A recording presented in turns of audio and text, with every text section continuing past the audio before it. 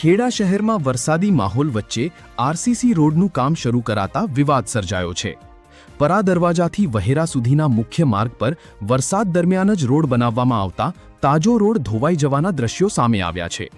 સ્થાનિકોએ હલકી ગુણવત્તાના કામ અને ભ્રષ્ટાચારના આક્ષેપો સાથે તપાસની માંગ કરી છે। નગરપાલિકાના કારોબારી ચેરમેન અંકિત પટેલે જણાવ્યું કે જો રોડને નુકસાન થયું હશે તો કોન્ટ્રાક્ટર પાસેથી જ તેની ભરપાઈ કરાવી ફરીથી રોડ બનાવવામાં આવશે।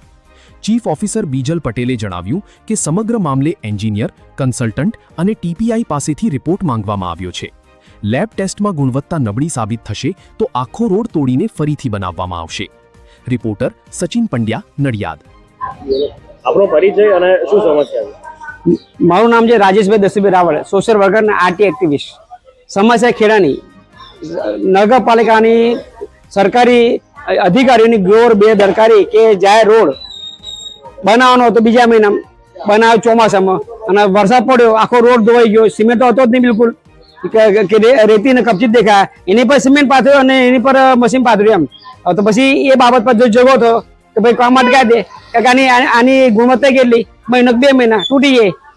ચીફ ઓફિસર ફોન કર્યો, ચીફ ઓફિસર ફોન ના ઉપાડ્યો, નહીં કોઈ જવાબ આપ્યો અને બીજું કાઉન્સિલરો આવીને ધમકી આપીને રોડ બનાવ્યા અને આગળ જે રોડ અટકાવ્યો છે બાબા એની જવાબદારી કોની અને કોને કહેવાથી રોડ અટકાવ્યો સાહેબ? બરાબર છે, કારણ કે સરિયાની ગુણવત્તા ઓછી છે, સિમેન્ટ 30% ઓછો નાખ્યો છે આની અને રોડની ગુણવત્તા બિલકુલ ખરાબ। કારણ કે તાપ પડશે ને તો હું કહું છું કે મહિનો 2 મહિના વધારે ટકશે ને આ રોડ।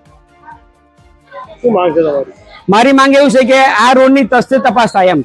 પેલું પ્રશ્ન કે સરિયા નાખ્યા છે, એ તપાસ ગામમાં સરિયા કઈથી લાયા છે? ચોરી કઈ લાયા છે માણસ? કારણ કે એ સરિયાની કન્ડિશન એવી હતી ને કે હું તો ચોરીનો આરોપ મૂકું છું કોન્ટ્રાક્ટર પાસે કે કઈ જગ્યાએ ચોરી કરેલા માણસ, કારણ કે એની કન્ડિશન એ કારણ કે 14 લાખનો 2000 નો રોડ છે બરાબર, સરિયા નવા કેમ ના લાયા? કોન્ટ્રાક્ટર કે એના કોન્ટ્રાક્ટર રોડ બનાવવાનું શું થયું?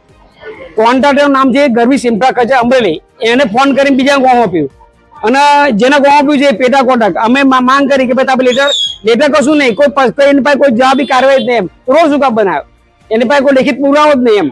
અને બીજું સરકારનો નિયમ છે પેટા કોન્ટ્રાક્ટ અપાય નહીં અને બીજું આપવું હોય તો 30% અપાય, 70% કામ ના અપાય। આ કોન્ટ્રાક્ટરે 100% કામ પેટા કોન્ટ્રાક્ટ આપ્યું છે। ખેડામાં જેટલા પણ કામ થાય બધા પેટા કોન્ટ્રાક્ટ, તો એને લીધું શું કામ એને? અધિકારી ખબર નહીં હોય? અધિકારી મારી કેટલી બધી અરજીઓ મારી કરેલી છે એ કોન્ટ્રાક્ટર વિરુદ્ધ, મારી 20 અરજીઓ છે મારી તો કે આ વ્યક્તિને બોલાવો અને એને જાણ કરો કે ભાઈ તને 5 કરોડ કામ આપે, કુલ 51 કામ આપ્યા છે, 5 કરોડના બે વર્ક ઓર્ડર અલગ અલગ છે, તો એને એક પણ કામ ગામમાં કર્યું નહીં। આ પોઝિશન ગામમાં 7 જગ્યાએ છે અને 7 જગ્યાએ તમે જો તો ખાડા કરીને રાખે છે, એક જગ્યાએ પણ છે ને રોડ નહીં બનાવ્યો। 1 મહિને પ્રજા ત્રાહીમામ પોકાઈ રહીશ। આ રસ્તો કેટલા કરોડનો ખર્ચો બન્યો?